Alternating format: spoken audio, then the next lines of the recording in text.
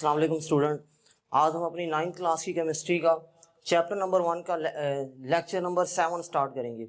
और lecture number 7 में जो हमारा जो टॉपिक है वो है बेसिक डेफिनेशन। और आज हम इस लेक्चर में फ्यू बेसिक डेफिनेशन जो है वो क्लियर करेंगे, जिनसे जो कि आपके लिए बहुत ही ज़रूरी हैं।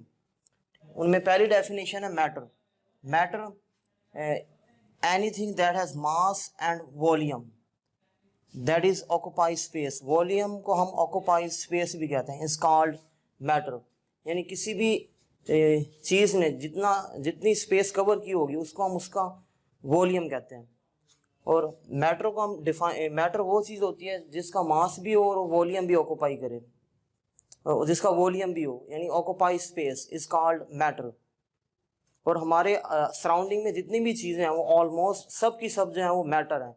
मैटर की डिफरेंट फॉर्म्स में एग्जिस्ट करती हैं हमारी सराउंडिंग में जितनी भी चीज़ें हैं वो सब की सब जो है वो मैटर्स हैं। जैसे कि for examples air, water, chair, salt etcetera, ये सब जो है वो मैटर्स की एग्जांपल्स हैं। Then physical states of matter. Matter की स्टूडेंट 3 मेन फिजिकल स्टेट्स होती हैं। Number 1 solid, number 2 liquid, number 3 gas. इसके अलावा और भी मैटर की बहुत सारी स्टेट्स होती हैं, लेकिन जो मेन स्टेट्स होती हैं वो 3 ही होती हैं, ये तो गिवन है यहाँ पे।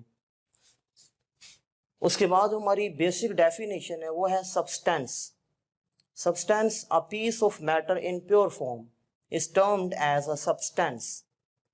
अगर मैटर अपनी प्योर फॉर्म में मौजूद है तो उसको हम सब्सटेंस कहते हैं। जैसे कि for example water, sodium chloride, sugar, aluminium, gold.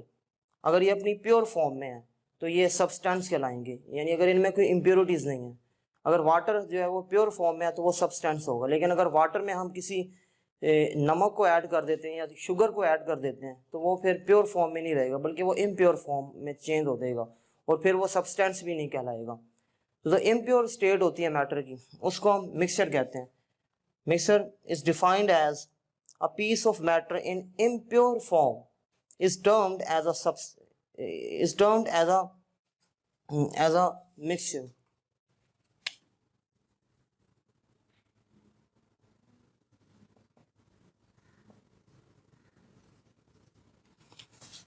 और मिक्सचर की फ्यू एग्जांपल्स जो हैं वो यहाँ पे गिवन है। जैसे कि ब्राइन एक मिक्सचर होता है। ब्राइन जो है वो सॉल्ट प्लस वाटर का मिक्सचर होता है। इस तरह ब्रास भी एक मिक्सचर होता है। ब्रास मिक्सचर होता है जिंक प्लस कॉपर, इन दोनों मेटल्स का मिक्सचर होता है। नंबर 3 स्टील भी मिक्सचर होता है। स्टील जो है वो आयरन और कार्बन का मिक्सचर होता है।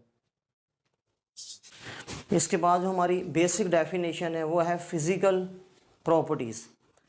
फिजिकल प्रॉपर्टीज़ वो प्रॉपर्टीज़ होती हैं जो मैटर की फिजिकल स्टेट से एसोसिएट करती हैं।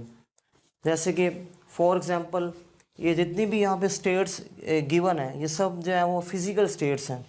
Colour, odour, taste, hardness, shape of crystal, solubility, melting point, boiling point etcetera. और वो प्रॉपर्टीज़ जो इन फिजिकल स्टेट से बिलोंग करेंगी उन प्रॉपर्टीज़ को हम फिजिकल प्रॉपर्टीज़ का नेम देते हैं। जैसे कि फॉर एग्जांपल आइस की फिजिकल स्टेट सॉलिड है। आइस को हीट करेंगे तो ये वाटर में चेंज होगा। वाटर की फिजिकल स्टेट लिक्विड है। लिक्विड को हीट करेंगे तो स्टीम में चेंज होगा। स्टीम की फिजिकल स्टेट गैस है। इस एंटायर प्रोसेस में फिजिकल स्टेट चेंज हो रही है, यानी सॉलिड से लिक्विड, लिक्विड से सॉलिड।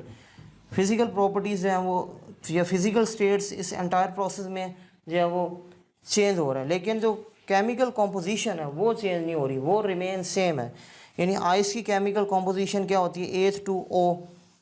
वाटर की केमिकल कॉम्पोजिशन भी H2O होती है और स्टीम की भी केमिकल कॉम्पोजिशन H2O ही होती है। तो इस एंटायर प्रोसेस में जो है वो कोई भी केमिकल चेंज नहीं आ रहा, बल्कि सिर्फ फिजिकल चेंज आ रहा है। इसके बाद जो है वो केमिकल प्रॉपर्टीज़ हैं। केमिकल प्रॉपर्टीज़ वो प्रॉपर्टीज़ होती हैं जो सब्सटेंस की केमिकल कॉम्पोजिशन पर डिपेंड करती हैं। Those properties which depend upon the chemical composition of the substance are called chemical properties.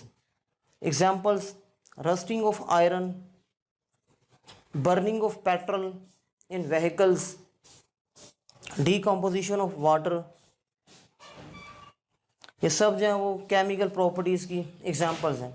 जैसे कि फॉर एग्जांपल अगर हम यहाँ पे वाटर के 2 मॉलिक्यूल्स लेते हैं और वाटर के 2 मॉलिक्यूल्स की अगर हम इलेक्ट्रोलाइसिस करवाएं, यानी इलेक्ट्रिक करंट के ज़रिए वाटर की डीकम्पोजिशन करें, तो वाटर जो है वो हाइड्रोजन गैस में चेंज होगा और ऑक्सीजन गैस में चेंज होगा। अब यहाँ पे जो है वो वाटर की केमिकल कॉम्पोजिशन चेंज हो गई है। यहाँ पे वाटर जो था वो उसकी लिक्विड स्टेट थी और उसकी कॉम्पोजिशन H2O थी, यहाँ पे H2O नहीं है। यहाँ पे वाटर, यहाँ पे फिज़िकल चेंज भी हुआ है और केमिकल चेंज भी हुआ है, दोनों चेंज यहाँ पे हो रहे हैं। यानी फिज़िकल चेंज ये हुआ है कि वाटर लिक्विड होता है और लिक्विड से ये भी गैस और ये भी गैस, ये एक फिज़िकल चेंज है। और केमिकल चेंज ये हुआ है कि इसकी कॉम्पोजिशन भी चेंज हो गई, यानी यहाँ पे H2O गिवन है लेकिन यहाँ पे H2O गिवन नहीं है, यहाँ पे जो है वो एक H2 है और एक O2 है। तो इस तरह के चेंज को हम केमिकल चेंज कहते हैं। और केमिकल प्रॉपर्टीज़ वो प्रॉपर्टीज़ होती हैं जो कि सब्सटेंस की केमिकल कॉम्पोजिशन पे डिपेंड करती हैं।